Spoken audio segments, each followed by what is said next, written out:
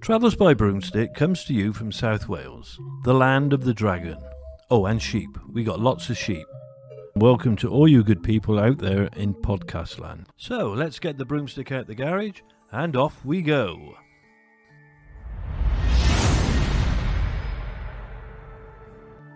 Hello everybody. Today's journey takes us to Arnos Vale Cemetery in Bristol, England. A unique heritage site right in the heart of Bristol, with 45 green acres of spectacular Victorian garden cemetery. Most of the area is Grade 2 listed, and here I go again, it's always me that has to say it. The buildings that are included in the Grade 2 listing are the Church of England Mortuary Chapel, the Non-Conformist Mortuary Chapel, the entrance lodges, gates and the screen walls to the main entrance. This is along with many graves and monuments. The cemetery was designed by Charles Underwood in the style of a Greek necropolis. Its first burial was in 1839, and it soon became the most fashionable place to be buried in Bristol. It is a beautiful and tranquil setting that is not only a resting place, but also has many walking trails and guided tours, along with a museum section, a cafe and even a gift shop. We were lucky enough to be able to do 2 guided tours, the Morbid Curiosity Tour and the Murder, Mystery and Mayhem Tour. Both of these tours were carried out by torchlight at night time, which added to the spookiness of the many stories told as we walked amid the memorials, hearing terrifying tales of murder and unfortunate accidents. As we wandered through the cemetery, our lovely tour guide Emily walked us through the curious crypts while regaling us with the history and sinister stories buried in Arnos Vale. And we are going to share some of these stories with you today. But before we do, just a little disclaimer, as today we will be talking about some true crime cases which are very gory and gruesome, so listener discretion is advised. Adults only today, guys. One of the tombstones on the tour belongs to Henry Robert Fargus, born 1814, died 1885. The father, and this is a mouthful, of Henrietta Helen Olivia Roberts Durand Deacon, née Fargus, who was one of the victims of the acid bath murderer. John George Haigh was born on July 24, 1909, in Stamford, Lincolnshire in England, to John Robert Haigh and his wife Emily Hudson. His parents were deeply religious and were members of the Plymouth Brethren, a Protestant Christian movement that put emphasis on sola scriptura, by scripture alone, the belief that the Bible is the only authority for church doctrine and practice. His parents would constantly remind John that God was observing his every move. When John was a little boy and would do something naughty, his father would always say that this would not please the Lord. His parents were so strict that John claimed to suffer from reoccurring religious nightmares and terrible anxiety. John's father had a small scar on his forehead, and he would tell John that this was the mark of Satan, and if he was ever to sin, he would also get the devil's mark. It was said that John was a good scholar and that he attended Queen Elizabeth Grammar School and then Wakefield Cathedral, where he became a choir boy. After school, John had an apprenticeship with a motor engineering company, but he soon left this job to pursue a career in insurance and advertising. But this was also short-lived, as he was suspected of stealing money from the cash box and was fired. John then moved to forging a car documents. John married Beatrice Hamer on the 6th of July 1934, but this marriage soon fell apart, and unfortunately during this time John was imprisoned for fraud, and Beatrice gave birth to a baby girl, who she put up for adoption and then officially left John, whose family also ostracised him. He would be in and out of prison for a few years after being sentenced for his various fraudulent activity. Regretting that he had left his victims alive to accuse him of his dirty deeds, he was inspired by French murderer Georges-Alexandre Sauret, who disposed of his victims' bodies by using sulfuric acid. In 1943, John was freed from prison and happened upon his former employer William McSwan, who worked for his parents Donald and Amy collecting rent money for their London properties. John was incredibly envious of William's lavish lifestyle, so he lured him into a basement on Gloucester Road, where he hit him over the head with a lead pipe and stuffed his dead body into a 40 imperial gallon drum with concentrated sulfuric acid. And after 2 days, his body was dissolved enough that John could empty the remains into a drainage system. John lied to William's parents and told them that William had gone into hiding in Scotland to avoid military service, as this was during the Second World War. John then took over William's job collecting the rent money, and he even lived in William's home. But William's parents soon became suspicious when their son did not return from Scotland when the war was coming to an end. So on the 2nd of July 1945, John lured William's parents to Gloucester Road, telling them that William had returned home for a surprise visit. As with poor William, John dispatched Donald and Amy by hitting them over the head and putting their bodies into the acid. John then took over control of William's parents' finances, telling their landlady that they had decided to emigrate to the United States of America and to forward their pension checks to the Onslow Court Hotel in Kensington, where John was now residing, and he sold off all of their properties for the extra cash. But this money didn't last very long, as John was a gambler, and by 1947 he was running low on funds and needed to top them up. This was when he found Archibald Henderson and his wife Rose. After pretending that he was interested in the house that they were selling, he charmed them with his love of classical music, and they invited him to play the piano at their housewarming party, where John stole Archibald's .38 caliber Webley.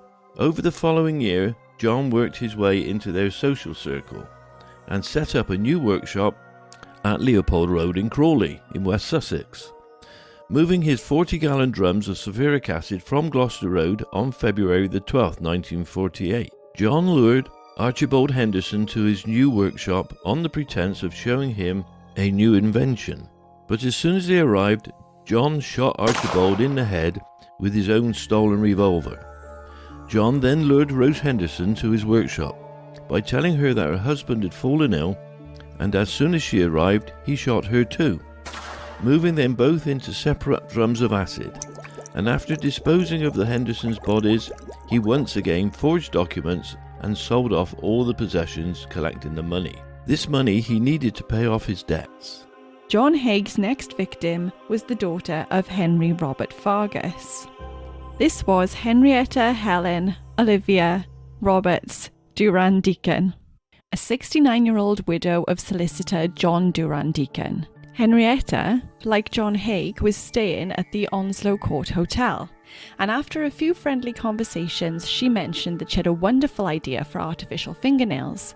So John invited her to her workshop to discuss things further, and thinking that he was an inventor and an engineer, she agreed to meet him. On the 18th of February 1949, Henrietta arrived at John's workshop, where she was shot to death with Archibald's revolver and stripped of all her valuables. She was then, like the others, put into the drum of acid. 2 days later, Henrietta's friend Constance Lane reported her missing. John told Constance that Henrietta had not turned up at their meeting, and acting worried, he agreed to go to the police station with her to report her missing. At the police station, Sergeant Lambourne was incredibly suspicious of John and questioned him about the arranged meeting between him and Henrietta. She decided to do a background check on John once he and Constance had left. This is where Sergeant Lambourne discovered his previous convictions for fraud. The sergeant then began an investigation. Meanwhile, John returned to his workshop and emptied out the remains on the nearby rubble pile. He then began to sell all of her belongings, including a Parisian lamb coat and her jewellery, and he also stole her money. The following week, the police discovered John Haig's case containing a dry cleaner's receipt for Henrietta's Parisian lamb coat. They also found papers that referred to both the Hendersons and the McSwans. Police also visited and searched his workshop. There they found an empty drum, a rubber apron, a gas mask, glass vessels with residual acid left in them, along with Archibald's revolver and Henrietta's lamb coat. Pathologist Keith Simpson searched the rubble pile outside of John's workshop, where he found 13 kilograms of human body fat, a human foot, human gallstones, and part of Henrietta's dentures. John was taken to the police station and interrogated by Detective Inspector Albert Webb. During this questioning, John turned to him and asked, "Tell me frankly, what are the chances of anybody being released from Broadmoor?" which was a high-security psychiatric hospital in Berkshire, England. The inspector replied that he could not discuss such things, to which John replied, "Well, if I told you the truth, you would not believe me. It all sounds too fantastic to believe." John then confessed that he had killed Henrietta, the Hendersons, the McSwans and their son, as well as a young man called Max, a girl from Eastbourne, and a woman from Hammersmith, explaining that he had dissolved their bodies in acid, but how can you prove there was a murder without a body? It turns out that John, while in prison, had visited the prison library and read a legal textbook which had the phrase corpus delicti, which means the body of the crime, but John, however, believed it meant no body, no crime. So he thought that by dissolving the bodies in acid, he would get away with murder. John's trial was held at Lewes Assizes and he pleaded insanity, claiming that he drank the blood of his victims. He claimed that he had reoccurring religious dreams as a child, and then, in 1944, after a car accident, these dreams began to resurface. He explained that in his dream he saw a forest of crucifixes, which gradually turned into trees that dripped with blood. In this dream he saw a man moving from tree to tree, catching all of the blood, and once the cup was full, he approached John and said, "Drink." This led John to be known as the London Vampire by the local newspapers. It took only minutes for the jury to find John Haig guilty, and he was sentenced to death. On the 10th of August 1949, Haig was hanged by executioner Albert Pierpoint. On the evening before his execution, John Haig sent a package to Madame Tussauds that consisted of his favourite green suit and red tie, and he was immortalised in the Chamber of Horrors until the exhibition was discontinued in 2016. And that was the story of the acid bath killer. No less murder, but much more mystery next, as we are told the story of Robert Parrington Jackson, as we stood next to his grave in the Garden of Remembrance at the crematorium section. On Wednesday the 29th of May 1946, 2,000 people were sat in the Odeon cinema in Union Street, Bristol, to watch a movie called The Light That Failed, which is a novel by Rudyard Kipling. And this tells a tale of an artist called Dick Helder, who is gradually losing his eyesight during a Victorian war in the Sudan, and struggles to complete the portrait of Bessie Brooke, a Cockney girl. This is a film that truly tugs at your heartstrings. At this time, the Odeon was a single auditorium, with a restaurant, office, and a large foyer. The film began at 6:25 p.m. In the beginning of the movie, Dick Helder is briefly blinded when his girlfriend Maisie accidentally fires his pistol too close to his head. This was the exact moment that Mr. Robert Parrington Jackson was fatally shot in the head.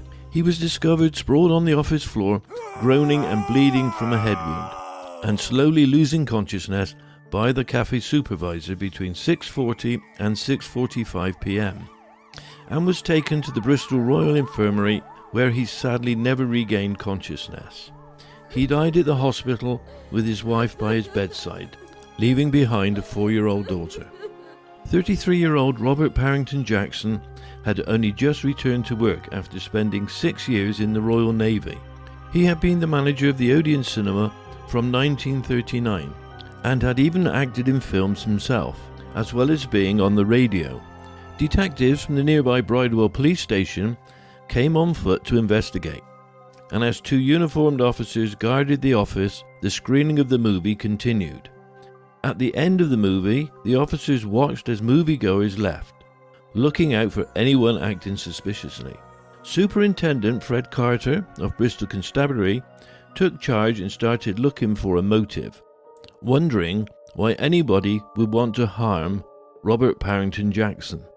At the time, there were rumours that speculated that Robert Parrington Jackson was shot by a jealous man who thought that Robert Parrington Jackson had been flirting with his girlfriend.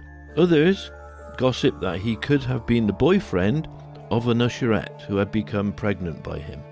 However, there were no firm leads. An American serviceman was questioned in relation to the incident, but he was later cleared. There were also reports of a dishevelled man seen running out of the gallery of the theatre and down the stairs just minutes after the shooting. It was also said that officers were hunting for a possible younger accomplice described as looking shifty and nervous. But this murder remains one of Bristol's biggest unsolved mysteries. The pathologist confirmed that Robert Parrington Jackson's cause of death was due to a cerebral laceration following the passage of the bullet through his skull. The entry point was 3 inches above his right eye, and the exit point was at his left eye, transversing the brain and causing a fracture of the skull. The pathologist went on to explain that it was a close discharge, but in his opinion, it was not self-inflicted. There was said to be £800 locked in the office safe, and this equates to around £25,000 in today's money. But the keys to the safe had remained in Robert Parrington Jackson's suit pocket, and no money had been taken. It was discovered that 2 shots had been fired from a US Army issue Colt 45 automatic pistol. One missed, but the other one caused the fatal head wound. And in 1989, a long-time petty criminal from South Wales, known as Billy the Fish Fisher, reportedly confessed to his son Jeff on his deathbed that he had travelled to Bristol with an accomplice, Dukey Leonard, intending to steal the money from the Odeon cinema whilst the film was being screened. The pair got into the office, but Robert Parrington Jackson had walked in on them. They panicked and fired 2 shots at him, and then ran off. Jeff Fisher told the police about his father's confession, but the case remains officially unsolved after 77 years. The mystery continues as some believe that the Odeon cinema is now haunted by the murdered manager, and some people have claimed to have seen his spirit in row 3 of Screen 3's auditorium. Some cinema workers have even refused to go in Screen 3 alone due to this spooky spectre. The last story and the last stop on our tour was the grave of William Herapath. William Herapath was born in Bristol in 1796 and he died on February the 13th, 1868. William Herapath gave up his family business so that he could study chemistry. He was one of the founders of the Chemical Society of London and the Bristol Medical School, where he was a professor of chemistry and toxicology. On April 13, 1935, William Herapath was the expert witness of the prosecution for a woman named Marianne Burdock. Marianne Burdock was a 30-year-old Bristol landlady who ran a boarding house. One day she fell madly in love with one of her lodgers, a young sailor named Charles Wade. They got on really well together and started a relationship. They desperately wished to get married, but Charles Wade explained they couldn't get married as he didn't have enough money. He said that he wanted to open his own shop and take care of Mary, but he couldn't afford it. Mrs. Clara Smith was another of Mary's lodgers. She was a 60-year-old widow that had taken up residence in September of 1833. She was a wealthy lady and kept a box under her bed with her savings in. She had over £1,000. In October of 1833, Charles Wade had become very ill, and Mary became so desperate for money to help him, so she hatched an evil plan. Mary would dispatch the poor Mrs. Clara Smith and steal all of her savings. Mary asked another one of her lodgers, Mr. Edward Evans, to go and purchase 2 ounces of arsenic, as she claimed that there were rats in the boarding house. On October 23rd, Mrs. Smith had been suffering with a cold and had gone to bed to get some rest. She had a young servant girl named Mary Ann Allen look after her. Marianne Burdock prepared Mrs. Clara Smith a bowl full of gruel. She mixed in the yellow powdered arsenic and gave it to Mrs. Smith. Just half an hour later, after eating it, Mrs. Smith was violently ill, and within only a couple of hours, she was dead. Marianne Burdock lied to all that inquired, telling people that Mrs. Smith had died in poverty with only enough money for her burial. However, this was not the case, and within just a few months Marianne Burdock had acquired a shop and deposited a rather large sum of money into her own bank account. Unfortunately, poor Charles Wade didn't live long enough to enjoy this, and he died in April of 1834. In December 1834, on Christmas Eve, Mrs. Smith's body was exhumed from its grave. Tests were done and they detected a large amount of arsenic in the corpse, and Marianne Burdock was arrested. The trial was held at Bristol Assizes on April 1835. Mary was indicted for the willful murder of Mrs. Clara Smith by poison. An autopsy was performed and Mr. William Herapath confirmed that she had ingested arsenic. Witnesses were called to recount their interactions with Mary, including Edward Evans, who purchased the arsenic, and the servant girl, Marianne Allen. Marianne Allen told the court that she'd witnessed Marianne Burdock slipping the arsenic into the gruel. She was found guilty and sentenced to death. On Wednesday, the 15th of April, Marianne Burdock was hanged in front of a crowd of 50,000 people. William Herapath would go on to work on many cases after that, his speciality being arsenic poison. So that's the end of the tour and the end of our stories. So how many brooms would you give the Morbid Curiosity Tour and the Murder, Mystery and Mayhem Tour? I'm going to give it 4 brooms. Oh, that's very good. Did you enjoy it? I did. It was very good and it was spooky too. So what was your favourite story that they talked about on the tour? I like the acid bath murderer or the vampire. Oh, it's funny you should say about vampires, actually. Because we're going to do the vampires in Bristol? Yes, we are. We're going to the Transylvanian restaurant to dine with vampires. So what did you particularly like about these tours at Arnos Vale? I liked the atmosphere. It was dark, it was spooky, and it was quite informative, I think. It's a nice building. Lots of nice buildings. Lots of gravestones. Yeah, I want to say a big thank you to Emily, who was incredibly helpful and knowledgeable. And I do think we need to go back and visit Arnos Vale in the daylight so we can actually look for your ancestors' graves. My ancestors' grave? No, you just want to visit the gift shop. I do love a gift shop. And of course we're going back to do the crematorium tour. Yes, that would be wonderful. I'm going to really look forward to that. Well, that concludes our adventures in Arnos Vale, and we hope you've had a magical time. That concludes this edition of Travels by Broomstick. We hope you enjoyed our adventures, and we look forward to seeing you next time. Please like and subscribe and turn on episode notifications.